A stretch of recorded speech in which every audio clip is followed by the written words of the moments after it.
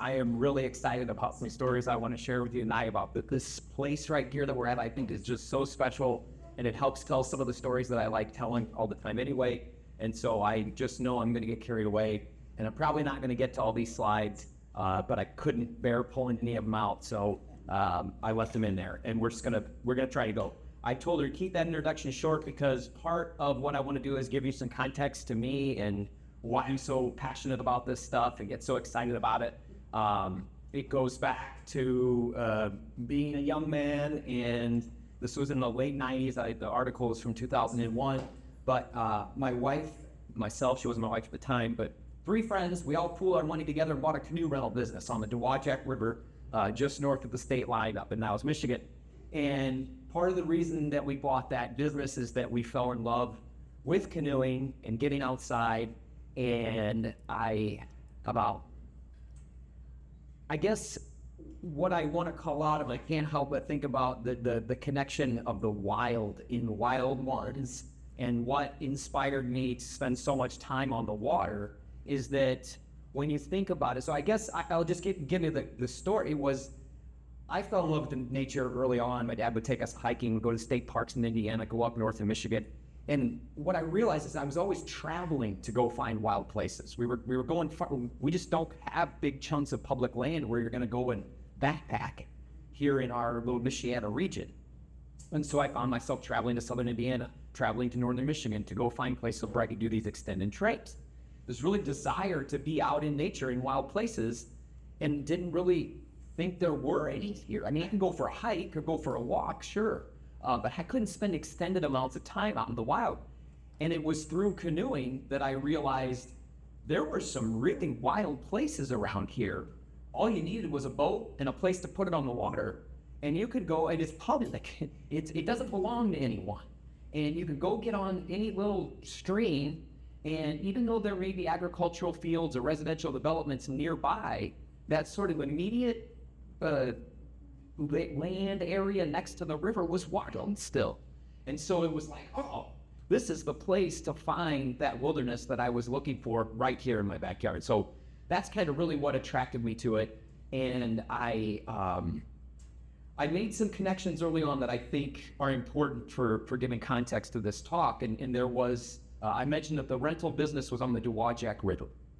And there was a little grassroots group that had formed up there to try to bring attention to restoring and healing the Watershed River. It was around protecting it and restoring it. And for us, it was a no-brainer. This group was trying to protect the very thing that our business depended on, so we wanted to get involved. So I started going to those meetings. And through that, I made a bunch of connections with people in natural resources, DNR, the Department of Environmental Quality, those kind of folks. And I learned about something that I would just call the sort of watershed concept or watershed management. And it was this understanding that if you care about the water, you just want to, protect it, and you want to restore it, you want to heal it, you need to pay attention to all the land that's draining to it. That you're not going to actually fix the water by working in the water. You got to be up on the land, and so understanding what land is draining to the water becomes really important. And so that context all got set for me real early. I'm probably going to bounce around and get ahead of myself. This is starting learning that watershed concept, which is basically every water body you can think of, from the pond in your backyard to this big river to the Great Lakes. They all have an area of land that you could delineate that drains to them. And so understanding where those boundaries are become important for really getting a handle on the water body that you're interested in, whichever that may be. So you need to know what land is draining to it. Now, I mentioned that I would help give you guys some context to me. And so one of the things that happened early on, I did that canoe rental thing. And there was when I was young, definitely, I'm just going to say there was a guilt I felt around how much time I was spending on the water, that I should be doing something more constructive with my time than going canoeing all the time. And so I discovered that there was a sport called marathon canoe racing, and that I could sanction my time on the water. I don't know how to slow that down, by calling it training. So all of a sudden it was like people understood I'm going canoeing because I'm training for an event. And so I ended up falling in love with this really obscure sport, and I've spent the last 20 years competing in these big marathon canoe races, and really spending a lifetime on the water preparing for them, which is just, I enjoyed it. This is over on the Elkhart River, so this is close by. Elkhart River Challenge, we raced from Goshen to Elkhart. And then this is arguably the biggest canoe race in the world. Takes place up in Grayling, Michigan on the AuSable River. Starts with a running start to the river, 100 teams. We paddle 120 miles through the night. It's just, in 15 hours. Just to give you an idea of how crazy I am about this stuff. Like I do this every year. I've been doing it for almost 20 years. But I really do think it's kind of helped me to understand the water in a different ways by spending so much time on. So, I did get some formal education in natural resources, but really it's been largely around the amount of time I spent on the river. So I share this map here with you for a couple reasons. One, this is the first map I'm showing you, although the colors aren't particularly striking, but of all the land that's draining to the St. Joe River. So most of my work is concerned with the St. Joe River itself, and all the tributaries that drain to it. And so the area in blue is about 5,000 square miles of land that drain to the St. Joe. The areas in red are all the places that I paddled in the watershed. So that's all that is. And one of the things that I guess I normally include in that sort of early introduction to this, finding the wild through water, was I grew up just a couple blocks from here in South Bend, down at the bottom of Inglewood Hill, literally 3 blocks south down this way. And we would come to the river over here and, play in the river all the time, find junk and trash and treasures, really. But we always had, my mom remarried, so there was different family at different times. First it was up in Sister Lakes. We always had a lake cottage, a little lake place that we would go to on summer weekends. Eventually when she remarried, I was still young, probably 10 years old. The lake cottage that we ended up going to every summer weekend was up here in Coldwater, Michigan. This is Coldwater Lake right here. And our family's place was on Marble Lake. And the Coldwater is this really interesting chain of lakes. And the trip there when I was a kid was about 2 hours long in the back of a pickup truck when we were young. It seemed like forever to get there. And I remember when I started getting into this canoeing stuff, getting out a map. We didn't have Google Maps in time, so I got this atlas out that had the 2 states and looking for all these access sites, trying to find places to go paddling. And I remember looking at the lake and following the outlet of it, which was the outlet to the Coldwater River, and realizing that water that I had grown up water skiing on and swimming in as a kid flowed all the way here to South Bend and was the same water that I was playing in. And it just blew my mind. Like those 2 worlds were so far apart from each other, and yet they were connected. It was the same water, and that really blew my mind. There is also a little interesting story to tell about those chain of lakes. I don't know if you could tell, I've highlighted in red all the channels and little lakes that connect them, but you might notice something strange about that is those lakes were not historically connected. That channel was dug connecting the 2 highest lakes in each of those lakes chain, and it created a strange circular loop that now you could theoretically do a paddle where you started in Marble Lake at the top where I showed you, paddled through the channel to Coldwater Lake, out the Coldwater River to the town of Coldwater, right? The confluence here, which is the confluence of the Coldwater and the Sauk River. This is the Sauk River. Then you can paddle up the Sauk River back to Marble Lake, which that's not supposed to happen. And they had to put water control structures on the ends of each of those lakes to ensure all the water doesn't just flow out the low side. So kind of interesting places. But that's the kind of stuff I'm going to get sidetracked on, and I was, sorry, I can't help it. So this image, I'm going to bring us back out for a second. So I mentioned that most of my work's around the St. Joe River. We are part of the Great Lakes, and that's so important for so many reasons. But I want an honest show of hands from you guys. When you see this image, how many of you, the first thing you think is Michigan? Right. Yeah, fair enough, right? And then how many of you think Great Lakes? Well, about half and half. Now, I think that's honest, and I think when I give this talk on the north side of the border, it's even higher in terms of how many people see the state of Michigan. Both, of course, are accurate to some extent, but they really get at the tension that I want to tease out here, and that is between public and private, and water and land. and all these things that we would like to think are black and white, and we can clearly define something as one and not the other, and it really doesn't work that way. So both fair, but I hope that we all start to see things more from these natural boundaries and as a natural resource. So to do that, I'm going to go way back here. So I mentioned we're going to scale out. We're going 15,000 years back in time here. Because there's a fascinating story that almost no one knows, and that is that our St. Joe River and all these lakes here in Michiana didn't used to be part of what is now the Great Lakes. Back when the glaciers were sitting on top of what's now the state of Michigan, all that water was melting off and it was all flowing south to the Gulf of Mexico. And so there were kind of two ancient rivers, one coming off of this Michigan lobe and one coming off of the Saginaw lobe. And they came this way. If you know anything about how the St. Joe River flows, it's flowing this way right now. But right now it's taking a turn and going up into the lake. Well, historically, this was an outflow, this was an outflow, and they were all going out through what is now essentially the Kankakee River. All that water was flowing that way. There was no way for the water to get to the ocean otherwise. Well, you fast forward about 5,000 years, and those lake levels receded, the ice had melted, and there was a new pathway for water to get out, which was through the St. Lawrence Seaway, up there by CS. And with those new lower elevated lake levels, you still had a lot of groundwater present, and water is still flowing out of this system, but it had kind of gotten pulled up behind a sandbar that was here in South Benton. And it could no longer get to the Kankakee, and it actually used this channel that goes up from Niles, or South Bend through Niles, Buchanan, Berrien Springs, reversed direction. The flow changed. And the Great Lakes, you could say, stole the St. Joe River from the Mississippi. And it's a fascinating story that a geologist tells way better than me. I've heard one speak. But it kind of got set in my mind that this place that we're sitting in is really, really significant from a water standpoint. You know, it was these two big sources of energies moving through here, depositing a ton of sediment that created this big sandbar. And then as those lake levels dropped, the water kind of stagnated and ended up reversing direction, which is pretty fascinating. So the St. Joe was stolen from the Mississippi, which brings us to this concept of a divide or a watershed boundary.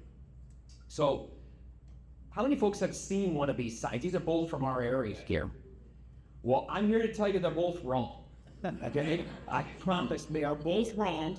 And I'm going to tell you more about why they're wrong later. If I don't get to it, remind me at the end when I ask for questions why those signs are wrong. But they mark a significant natural feature. That's why they're out there. The Continental Divide is that divide between what is now the Great Lakes and the Mississippi River. And it's really, really interesting for a number of reasons. For me, I got to give credit to a couple of local authors that have done some fascinating work documenting and imagining history. Aaron Hellman is a local historian who spoke to our group here at this location and does an incredible job of breaking this down in some really simple ways. But I just want to give these folks credit and kind of how it's influenced my thinking about sort of the special energy that's present around the water. I was talking to somebody before the meeting about some springs that just seep right out of their landscape into the river. And that has to do with how, so I'm going to tell it this way, that connection between the Great Lakes and the Kankakee is not entirely gone. That the groundwater still doesn't know the difference in a way, but that divide between those two things is harder to mark when it comes to groundwater than it is to surface water. We can use the topography or the slopes to kind of say, oh, here's where the line is between these two things. We can imagine pouring a bucket of water this way and it's all going to go to the St. Joe River. We pour it this way and it's going to go to the Kankakee River. But underneath the ground, that thing is still moving. So when we think about our groundwater use, it impacts on our aquifer, we have to understand that there's still echoes of that connection, and that the water that's feeding those springs that come to the St. Joe is the same water that's feeding, the same groundwater that's feeding those head springs of the Kankakee River. And just kind of really driving home that sort of one water concept, that all this water really is connected. Okay. Right here where we're at. So this monument is on Portage Avenue, just on the other side of the Pinhook Lagoon right here. And if you haven't, how many people have been walked this little trail over here from this monument? Right, like 5, 6. I hadn't done it until just 5 years ago, and it blew me away. I always knew about it. I mean, I remember growing up and learning about the council oak tree. I don't know how many people learned about the council oak tree when they were a kid. You know, I knew there was a historical significance to this place, but I never realized how visually breathtaking it is. So the parking is super weird. You almost feel like you shouldn't pull off the road there. Do it. Pull off the road near this monument and park and start walking towards the lagoon, and you'll get a view kind of like that. I'll show a better one later. This is more like from over we're over in the park over here. This is at the base of the hill. This is, I stole these from Kay, fascinating work on why South Bend is here, why this place is significant, and why it's been significant for thousands of years was because people moved by water. Lots of living things moved by way of the water. And this was the place where you could move from one water system to the other with just a short little walk over land. Less than a mile, or I don't know, a mile, whatever it is. Portage Avenue was roughly named after this. What we're looking at on the right is the very top of the Kankakee near Crumbstown, Grapevine Creek, where that meets up with the Kankakee main stem. It's all a ditch now. But the idea is that these two water systems were connected by a trail that started right over here in the corner of the Pinhook Lagoon. And as much as like standing at the base of that trail, which is right here, the trail terminates into what's now the lagoon, used to be the river, you can really feel a sense of how long people have been here. In fact, the trail, when it leads out of the river and up the hill, it feels like you're walking in a stream valley or a little canyon, a little mini canyon. It's got steep sides on either side. And you imagine, well, this must have been cut by water, but there's no water flowing in it. It's been cut by people's feet walking out of the river. For thousands of years, people walking up to that top of that bluff. But what I want you to not miss, as much as that trail is significant and you can feel the sense of time once you know the history of it, what you don't need to know anything about is to stand up on that bluff and looking out at this Pinhook Lagoon, and it is a dramatic view. I mean, a dramatic view of this pinhook-shaped bend, or what was a bend in the river.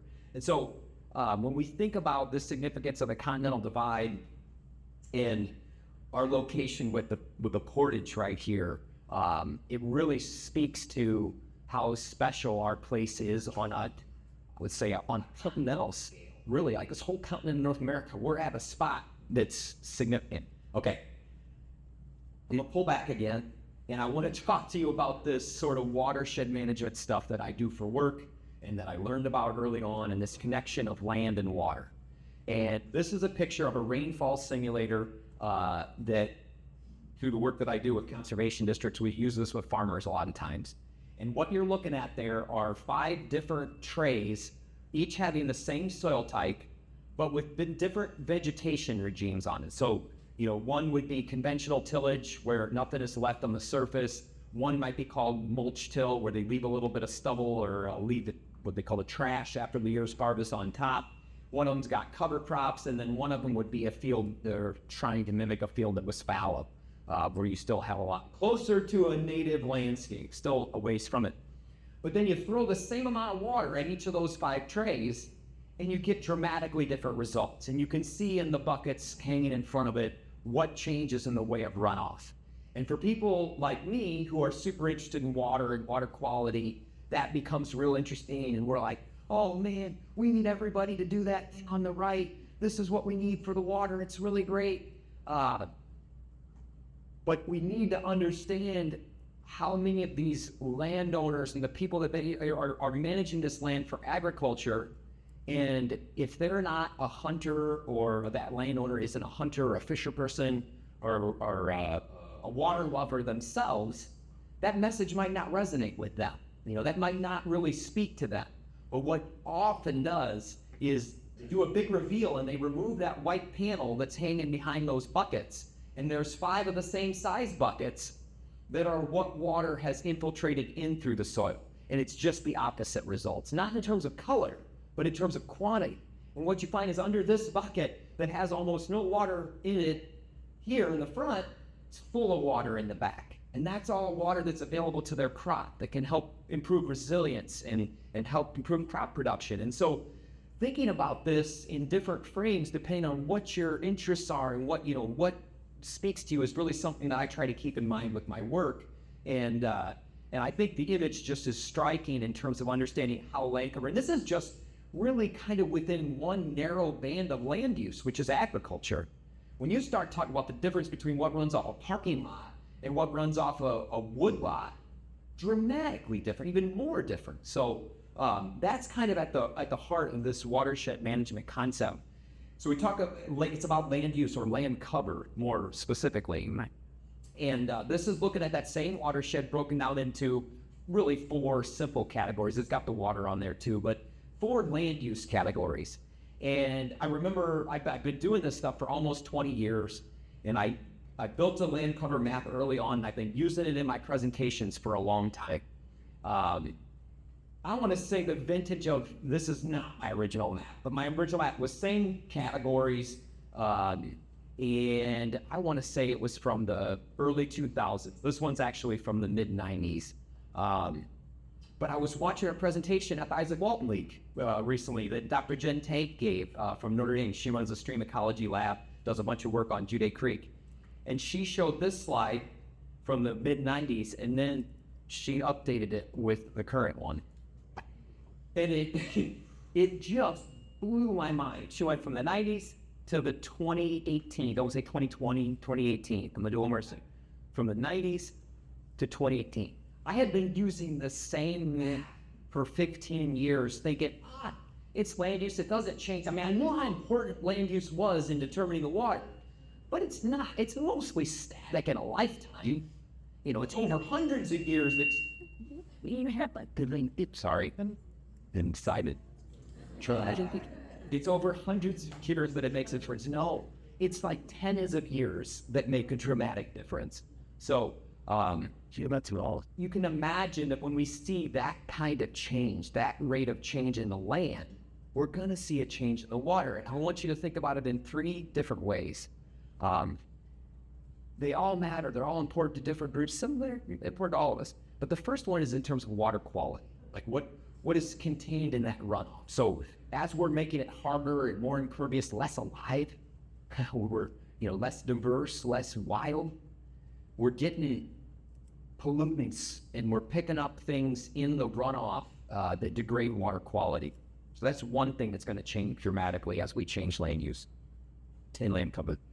The other thing is quantity on the top. So when there was they say, if you go back, like let's say 250 years, what we call pre-settlement conditions in this area, they say that something like less than 5%, I don't know what the statistic is, but it's a tiny little number, which is the percentage of the water in our lakes and streams that was runoff.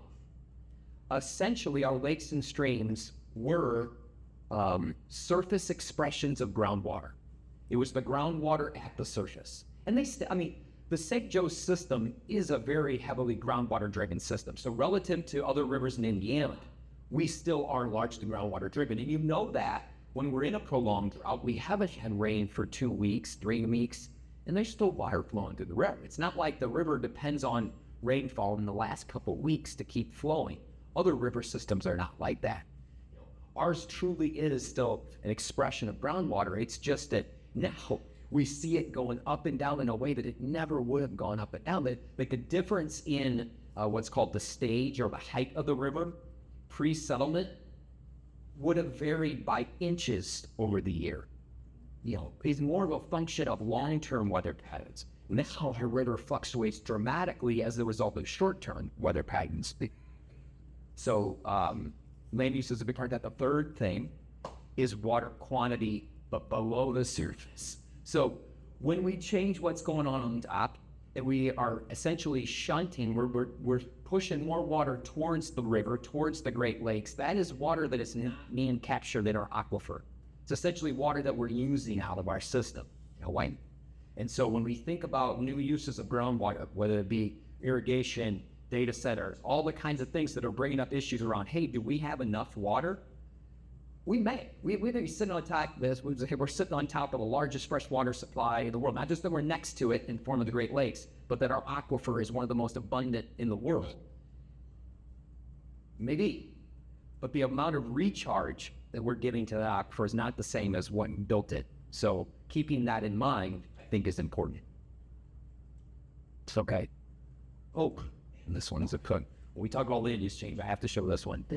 Wetlands, right? We can't talk about the change in landscape without understanding the significance of wetlands. So whether or not the land was converted for the purpose of agriculture, maybe it was drained, or whether it was converted by filling it to build a road or a driveway or work.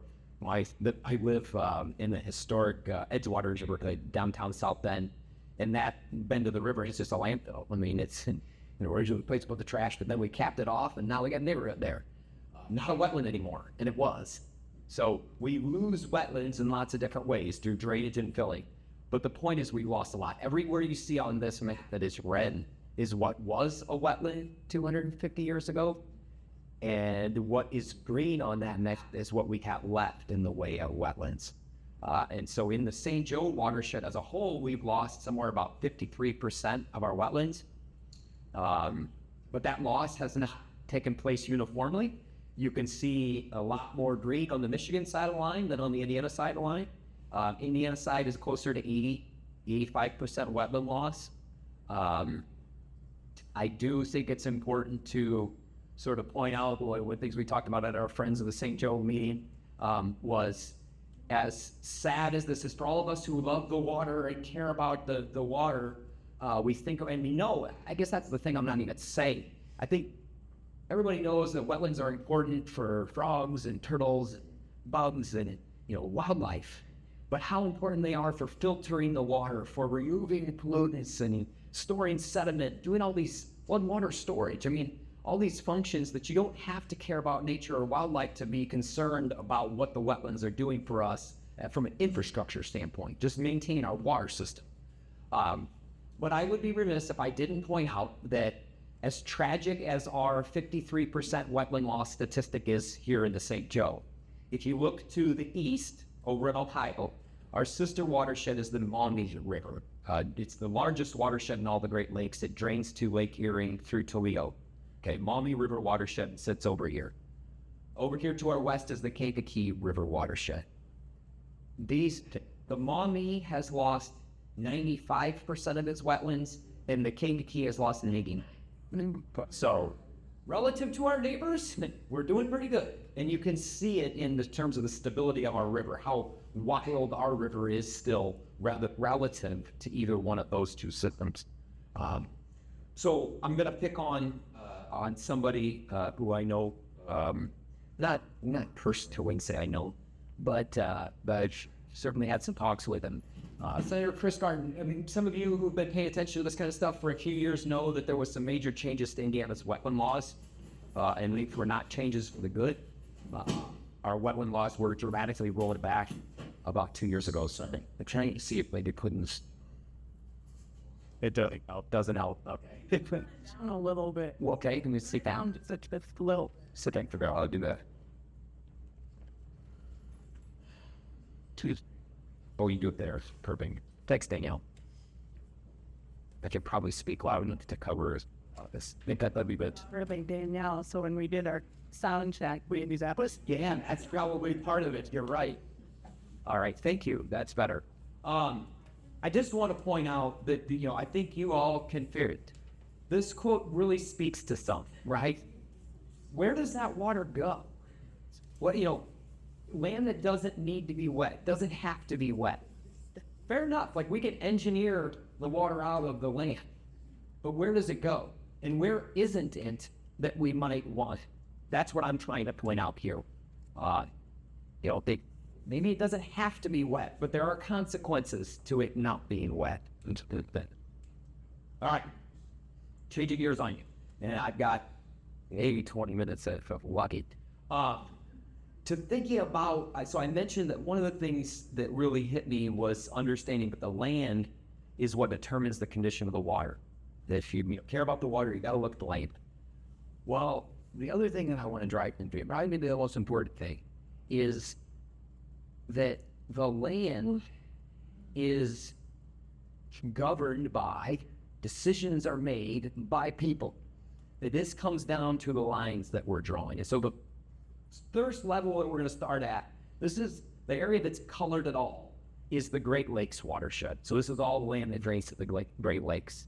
And it's split up between two different nations. And each of those nations has different policies, different laws, and different views about how we use that water.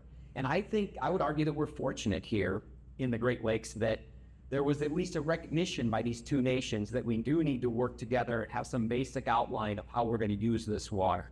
We can get into the story of the Great Lakes Compact, but there is a formal agreement in place. How strong it is, whether it'll stay, whole other argument. But there was a recognition that we need to be thinking about these boundaries and working cooperatively because one nation doesn't control this water supply. And it really gets at that, I guess I'm going to say this now. So I showed that black and white of the Great Lakes and said there's this tension between. I would argue that when most of us see something like Lake Michigan, if you grow up around here and you're fortunate enough to get to the lake at some point, you see that lake. And it's hard to imagine that anybody could run it, that it would be someone's property. And then you get down to a pond in your backyard that you've been paying taxes on, or your grandfather's been paying taxes on so long, and you imagine like it's fully contained within your parcel of land and there's a legal boundary and that's clear with my pond. They tell me what I do with that. That's mine. I can be owned. But where does the line fall in the middle? The St. Joe is clearly a navigable water of the U.S., and so it has laws that apply to it that are based on its scale. But as you keep going down in size to these small streams, it starts to become great to the point of wetlands. They're private land that someone's been paying taxes on, but we recognized in the 80s that they're fundamental to our water system, and that's why we passed regulations on them through the Clean Water Act. But we shouldn't be surprised that it was used as a takings, that someone who used to have the right to use that land to grow food now has to get a permit or pay for something, or we're telling them they can't do what they want to do on that land, right? I mean, we just have to at least acknowledge that that is a shift, that was a big shift that happened in the 80s. And, I'll date myself here, but I grew up kind of assuming that wetlands were sort of off limits, that they're regulated. You can't do whatever you want in a wetland. I just thought that was a given. It came happening before I was thinking about those kinds of things. But as I worked in this career, I point out in the Senator Gargan quote and what's happened with Indiana state wetland laws. Everybody knows what's happening at the federal level. These things are not done. that those tensions and where we draw that line is very much in flux. And it's just important to recognize that water is, to me, like this beautiful, wild thing, because at least at some scale, we all recognize it doesn't belong to us, and we don't own it alone, that we share it. It's the most visceral example of a shared thing. Air is invisible. You can't see it. But water, man, it gets in our face. It floods us out. We are nourished by it. It grows our food. We recognize, oh, man, this is something, and I don't control it in the way that we can control our land. But the point is, it's not as black and white as what we like it. So, sorry, there's another world heading for you. So we're going to keep zooming in. Starts with two nations, but this gets complicated real quick when we start thinking about states. On the Canadian side, I was surprised to see that it's all actually, the whole Great Lakes watershed on the Canadian side is all in the province of Ontario. Kind of moving away. Now, if you look at the larger St. Lawrence system, Quebec comes in and the other do. But we're talking, 7 or 8 different states that can all each pass different laws and policies related to how we use watering land, most importantly, which affects the water. Get down to the St. Joe scale, and we understand that we have to share this water between 2 states. We don't have any formal cooperative agreement like the Great Lakes Compact, But we have established some things like the St. Joseph River Basin Commission that I work for, which at least in statute recognizes that we share this water. What I always like to point out that I think is the coolest thing about our St. Joe River is that both states give and receive water from the other.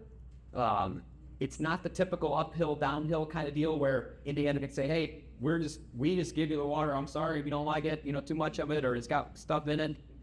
Well, it's not that easy because the water's coming from Michigan into Indiana, and Indiana's also giving it back, but Michigan's in the sort of same situation that they're receiving and giving water from. So we have to kind of play along here, or we do best to. Gets real complicated when we start thinking about counties. Each county has different floodplain ordinances, can actually enact local policies around wetlands or stormwater fees, all kinds of different policies that can be enacted at this level where we have 15 different ownership entities that we're trying to think about coordinating between and how one county's actions impact another. Go down to the level of minor civil divisions. In Michigan, governance happens at the township level. You also have all these cities in play. I think we're somewhere like 250 different municipal, townships can adopt their own buffer ordinances and all kinds of really cool things, or they can say, hey, no zoning here. Whatever you want goes, build whatever you want. So there's a huge difference in terms of how land is regulated or policies around land that occur at that sort of minor civil division level. And then where we end up is 500,000 different parsons that drain to the St. Joe River. Those are the actual parcel boundaries. It just starts to become mush in our cities. But yeah, 500,000 different private property ownership boundaries, and each one of those private landowners or the person who's responsible for managing that land is making decisions on that land that end up impacting the quality of water and the quantity of water both in the river and under the ground. All right. I'm almost there. And it's this last point that I want to drag home that does have a connection to this place. I don't typically think about it this way, but I will start here because we are here. So this is the picture I was looking for earlier. This is standing up on top of the bluff behind some of the biggest gravestones, I don't know what you want to call them, monuments that are over there in the Riverside Cemetery, looking out at the park. So we're like somewhere in the middle of this little oxbow. And I promise it's even more dramatic. This is a wintertime picture. It's even more dramatic than this looks.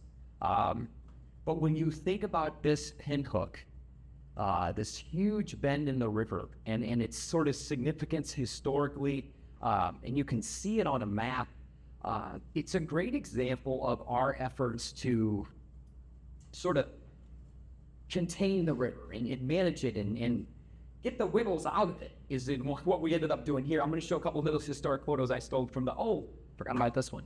Historic photos that I stole from the South Bend Tribune article in 2019. A great article. Google it, check it out if you can. I wanted to start with this one because this one's personal for me. I would have been here in 1983 with my daycare swimming out there at Pinhook Lagoon. This was our place. We came down here. I learned to swim here in the lagoon, and it was a thing. And then probably 3, maybe 5 years later, it was posted no swimming. You weren't supposed to go swimming here in Pinhook Lagoon. I don't know if that's what happened to me, but it's true. So there was I'm sure so many different. If we cut off the bend, we can use it for this. It'll be a great recreational resource. That's a great idea. But really, it does sort of give me an opportunity to talk about wiggles in the river and meanders and bends and what rivers really do. So first, let me just go through real quickly a couple photos from the article. These are historic photos. This one's from 1933. The project, you don't know what I'm talking about. Pinhook Lagoon used to be part of the river. So the river used to flow around us here. Now we're disconnected from it. This was a photo taken from the air before it was cut off. So we're sitting right about there. And now the river goes straight through here, okay? So we cut off that lagoon because we didn't want to have to build 2 bridges for the rain. It was cheaper to just cut this off and build a mound across each way, and then we wanted to build new bridges. So this was the engineer's rendering. It's essentially what it ended up looking like. Those of you who paddle on the river know there is, in fact, an island right up here just upstream. And that's essentially, if they never built that little roundabout. Well, actually, no, now there is a right. That's pretty wild. Because there wasn't a roundabout for a long, long time, but now I think there is one. Anyway, really dramatic bend in a big river that was cut off. What I'm usually trying to use as an illustration when I'm talking about why rivers need to wiggle is smaller drainage ditches, agricultural ranges, places where we straighten out the river. And I'm going to give a couple just quick little examples of this. But first, just before I leave this pin of lagoon, like understanding that it's around engineering, wanting to kind of be able to develop efficiently, be able to get closer to the river, control what the water's doing so that we can do what we do on land. So a couple local examples. If you haven't seen Everglades of the North, you got to check it out. The story of the Kankakee River is fascinating. It is all about taking wiggles out of the river. I mean, they shortened that river by a third in terms of its total river miles after straightening it and dredging it out. Really, really incredible story. You can find it. It's a PBS documentary. But a local example of getting the wiggles out. And then sort of even at a finer scale, what's happening. So it is relatively unusual to take, I hope there are real playful language, taking wiggles out of rivers, but basically taking meanders out on a small scale. It's very common. It's highly unusual at this big scale to be doing something like that, but we have many examples of it here. I don't think I included anything from the Dowagiac River, but if you know anything about the Dowagiac, it was straightened like the Kankakee was, and it's a massive river system. Now, the Pingamatta Potawatomi, as well as a local group that I used to be a part of a long time, have worked to put some of the wiggles back in. But we're also taking out wiggles at the top of the watershed in terms of all these little ditches that have been straightened. Maybe they used to be a stream, or maybe it was just a marshy wetland, and we're burying drain tile, perforated pipes into the land to create pathways to get that water out of the land faster. That's the idea around all this. But this is, that's actually good, because that's my 10-minute point. But this is important. This is the important part. So one of the things that I learned, not, all the way back when I learned about watersheds, but maybe 5-10 years ago, I had always thought of rivers and streams as water movement things. I don't say devices. If you could attribute a function to them, they're to move water off the landscape, right? If you want to give a purpose to something, but that's what they do. They move water. That's what rivers and streams do. Move water over land. And the stream, hydrogeomorphologist is what he specializes in river science. And what he says that actually, I know that's what you think, these things are about moving water, but that's a secondary function. The first and most important thing that rivers and streams do is move dirt, move material. And I really, at first I didn't see it as clearly as I do now, but when you think about how the earth is weathering and flattening outside of volcanic activity or uplift, we're wearing down. And our rivers and streams are that point at which it moves the material down. The water picks it up and it moves it downstream. Well, the wiggles are how the streams and rivers manage that load of sediment that they're carrying. They deposit it on the inside, and then they work it off the outside. It's kind of a movement device that keeps that sediment in suspension, keeps it moving down the system. When you straighten a stream out, when you straighten a river out, you may accelerate the rate at which water leaves, at least initially. But what you've taken away is its ability to handle sediment. So the sediment just kind of pukes out, and low flow, it just falls out at the back. And then we have to come along with an excavator, or back in the day with a shovel, and dig it out. You got to keep the ditches clean. You got to keep digging them out. It becomes a maintenance issue. We have to take on the responsibility of keeping the sediment out of them if we take the wiggles out. So allowing the whole point is kind of like trying to back up from the water a little bit. Give the water space to do what it does, and we can lower the cost of managing the water. That's the point we're usually trying to make. So fairly red picture, and then a super straight stream. And then this one blows my mind. All those yellow lines are they either were streams or wetlands that are now regulated drains. They've been declared in a court of law as a regulated drain. And as you know, one way of view is tragic. It's a loss in terms of many of them are being managed actively, straightened, weeds are being sprayed, trees are being cut. You know, a lot of energy into keeping them as water moving systems. But I also like to think of them as opportunities for a change and for doing things better. I'm going to show you some examples of how we can do that. The Fishback River is the biggest scale, an example I could imagine of that. That's the wildest river right there. The whole thing's a regulated drain. We've been working hard to keep the Elkhart River from being declared a regulated drain. There's been a big push several times historically to declare the whole river a regulated drain. I did the calculations. Almost 75% of our stream miles, so of all the miles of streams and the river itself that flow in the St. Joe Basin, over 70% of them are legally declared regulated drains, which means that they're under the purview of the Drainage Board in Indiana, the County Surveyor, the Drain Commissioner in Michigan, and each one of those I like to think is an opportunity for improving the way we do things. And here's one of the most striking examples. We do have some of these in St. Joe County. But this is places where we're trying to make room for the river to wiggle within a confined area. This is called two-stage ditch, or developing floodplain benches, little mini benches next to the ditch. This one's actually over in Steuben County.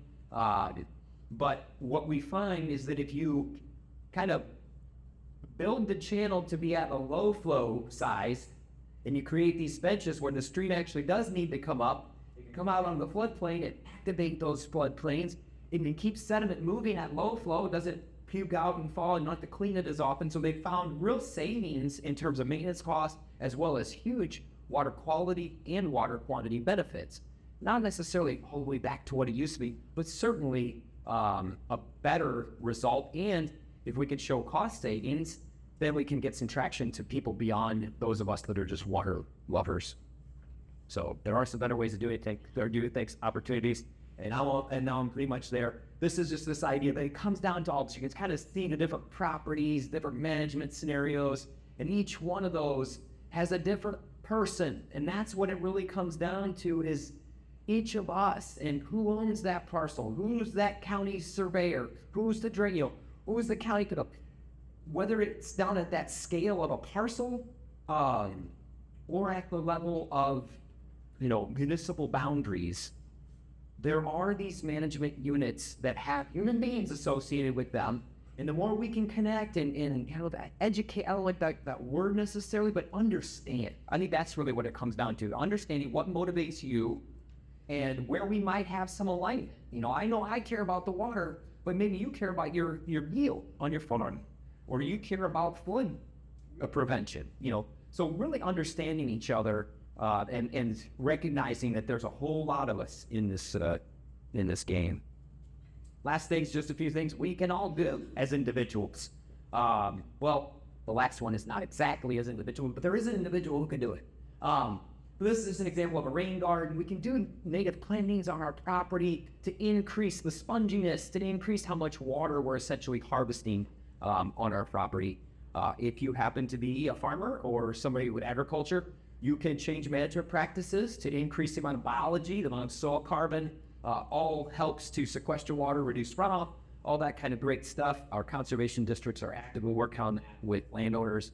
And then the last is a sort of a urban example. This is the one where I say you can't maybe do this yourself, although you could do pervious pavers for your parking lot or your driveway or your sidewalks. But certainly as a city, once we start thinking about government, public area, public infrastructure, that's what I'm trying to say. There are ways of managing our public infrastructure that do have some gains for water, for sure. This is in South Bend on the west side, pervious pavers. We got them downtown too. But understanding those weren't just put in because, it's good for the water and it's going to be great for, it's a lower maintenance cost with this less water that's going to our combined sewer system, which is reducing overflows and, amount of money we have to spend engineering this system. That's it, other than a question slide. Is that, it's the water is a reflection of the land, yes, but the land is us. That's the part we manage. That's the part that we had decisions that are being made on.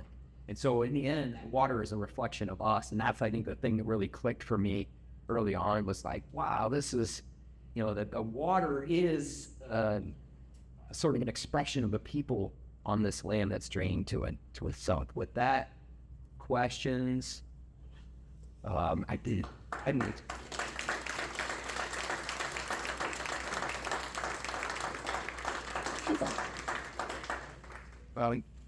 Two quick ones, just rigid. So first, so that's wetland out. Yeah. Obviously, there was the river, and then or files in any direction that were slow-moving water sources of wetland and creeks and everything that were slow and wavy. And how much does that affect the water going into the aquifer? I mean, that slowing it down, can it have a seep? Like, is that? So I don't know, to be still, I don't science, but I would suspect that actually the land cover, like the vegetative change that's taken place on the uplands, has probably had an even more dramatic impact on infiltration rates than the wetlands themselves. Like, I think the wetlands here kind of already have, not that they're we did this study of all the wetlands in the St. Joe, which is where that map came from, and it assigned functional value to wetlands based on several attributes, but they were looking at things like floodwater storage, nutrient transformation, sediment retention, but I don't remember groundwater recharge as one of those functions. So I think all wetlands probably serve it to some extent, but I think where we saw bigger changes in groundwater recharge was in like more upland kind of soils and changes to them. So that would be what I'd suspect. Stuff. Yeah. But then I guess my second one, with these, I forget where I read it, but with the straightening of rivers, it was mentioning about how most of our rivers today are both wider and faster than they ever were before.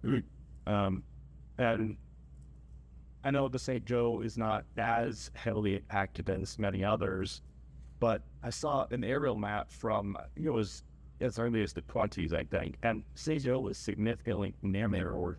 Yeah, and it's today, right? You think about how up here the Sauk Trail crosses the St. Joe and Niles, which was the Native American pathway to get, and you think about how did people walk across the way, how it's hard to imagine. I do think that, one, they're a dynamic thing. They're constantly changing it. So what you see now, and this comes to when we talk about restoration efforts, we always have to be careful because the inputs are not the same as what they were then. So we're dealing with a different climate regime, not to mention the land use change that's taken place upstream. So water is being delivered to that main stem of the St. Joe at a rate that it never saw historically.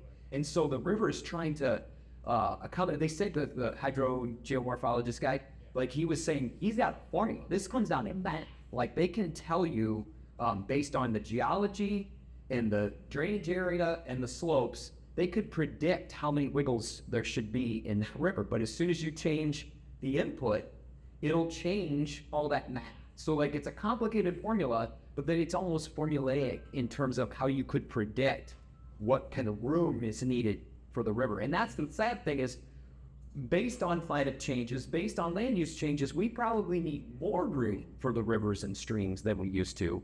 And yet we're trying to pin it in even more because we can, property is something we can do something with. We can use it. Try to do too much. Right. Yeah.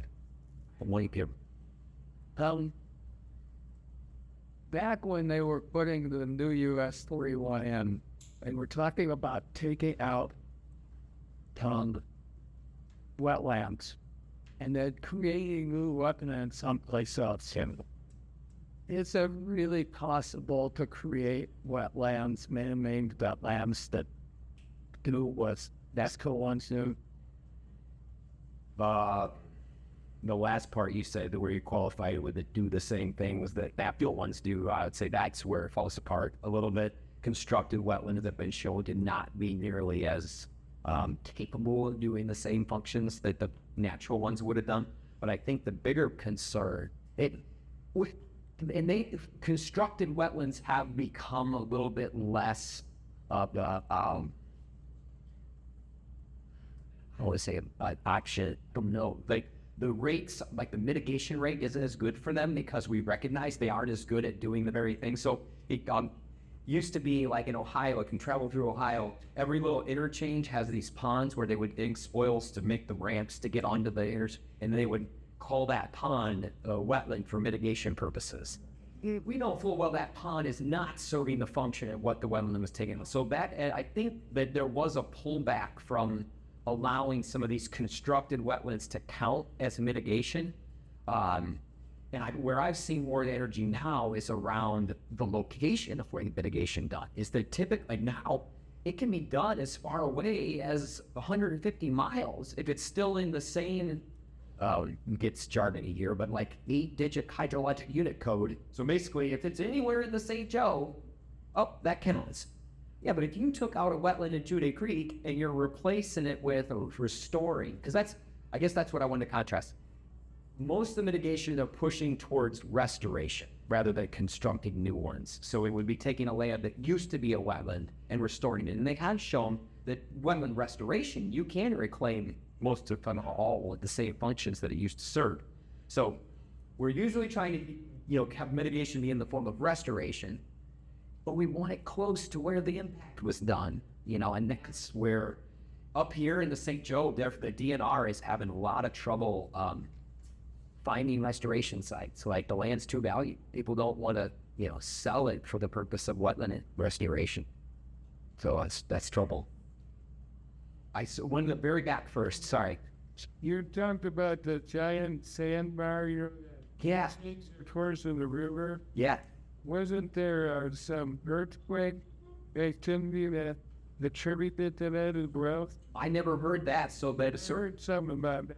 Dr. Kevin Kincaid was the geologist that came and spoke to our friends of the St. Joe River group about the pirating of the St. Joe is what he called his talk.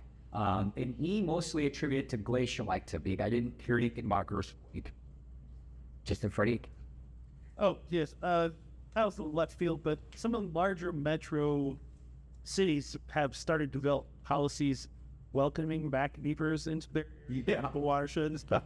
Do you have a feel at all for how the St. Joe area, has a feel for that, so to speak? I mean, That's really there's a lot of benefits. Obviously, it's cheaper engineering.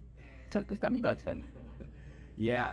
So what I will say is all 15 of the counties that drain to the St. Joe have active beaver control programs. They are hiring contractors to come out and take them out. There's documented all over the place how, incredibly restorative it can be towards a water system. But again, it's understanding that we've engineered the landscape to try and serve a particular purpose. And so where I think the most exciting, and this is what I've seen within the Association of State Wetland Managers, they do a lot of work on exactly what you're talking about, and where we would like to do large-scale restoration, and we have a willing landowner, we can focus our a monetary input on just the acquisition of land, and then just kind of let the beavers do that. We don't need to get bulldozers out there and move earth around. You just gotta let them do their thing for a while. And the best example of this that I have ever heard is ink, but it stems out of Chernobyl, the Chernobyl nuclear accident over in Russia. That landscape was very much like our Midwestern drained, straight line ditches everywhere, a highly engineered landscape. And because people had to leave, they couldn't live there. The beavers took over, and it's now like a vast marsh again. Like within 25 years, it went from, Kankakee River, what the Kankakee River looks like now, to what the Kankakee River used to look like. Similar. Yeah. Yeah. I'm out of time, but I did realize I never told you why the Continental Divide signs are wrong. You want to know that one? So it's striking, like, how this could have happened twice. But when I say they were wrong, I want to show you where they are, and then I think that'll help you understand. So, first of all, the one is like, I think it's actually right here. That's the one on the US 31 bypass, closest to us here. Casino. Yep, by the casino, exactly. And then the other one is in Elkhart County, right here. So when I say they're wrong, it's on State Road 19. When I say they're wrong, is here and here. If you're traveling south on either of these roads, on 31 or State Road 19, you're coming from Michigan, or you're coming from the St. Joe River, and you're going south. I know I'm in the Great Lakes already. And I see a sign that says, you're crossing the Continental Divide. Now I should be in the Mississippi, right? No. They have placed them where you have already left the Great Lakes Basin. For a moment, you're in the Mississippi, and they put the sign where you entered back into the Great Lakes Basin for just a minute. Instead of putting the sign right here or right there, they put it where it's totally counterintuitive. In both cases, where they put it here, you're already in the Kankakee Watershed for a minute, and then they tell you when you're entering back into the Great Lakes. And when you're moving south, that's just counterintuitive. It doesn't make any sense. So they understood they were important, that we should mark these things, but they didn't realize how complicated it is when they're marking. So there's some trivia. Contact your representative. It's, yeah, right. Contact is though. Here's where that dinosaur museum is, next back in that area, they say there's the continental divide. I mean, that's It's close. There's a lot of effort to do a canoe by trail and all this kind of stuff. So it's close by. It's really near the casino. Someone mentioned the casino. You could actually, what I have found, the most striking place where it kind of makes sense. The problem with our Continental Divide, so everyone hears about the Continental Divide, they think about the Continental Divides at the top of the Rocky Mountains. We're dramatic. It's really easy to imagine the whole pour a bucket this way, pour a bucket that way. But around here, our north-south Continental Divide is so subtle, where it's flat. It's like pancake flat around here. So in many cases, the Continental Divide, the north-south one, is just the crown of the road. Like, one lane of the road goes this way, the other lane of the road goes that. It's not dramatic. It doesn't really show up. But there is a place out in, it's the annex of Rum Village. So on the mountain bike trail side of Gertrude, where there's a little pocket wetland. If you hike and bike out there, there's this linear wetland that runs north-south through there. That wetland, as best I understand it, flows to the St. Joe. Like, that's still in the Great Lakes. But that hill, on the other side, you get to the top of the hill, on the other side will be the west side of that wetland. From there west goes to the Kankakee. And so when you stand on that, it's actually pretty dramatic. It's like falling away this way, and it's falling away that way. And I had been running out there for years before I figured out that's exactly where it was. And now when I'm out there, it totally has changed. Like, I feel like I could spot my place from space. Like I know right where I'm at now on the plane. Like, it's really cool. So we need to see it. I hope that part of that effort includes some signs on the trail for like, this is the spot. Yeah. Danielle, I know. I'm going to stop. Nope, you're good. Come on up. Come here.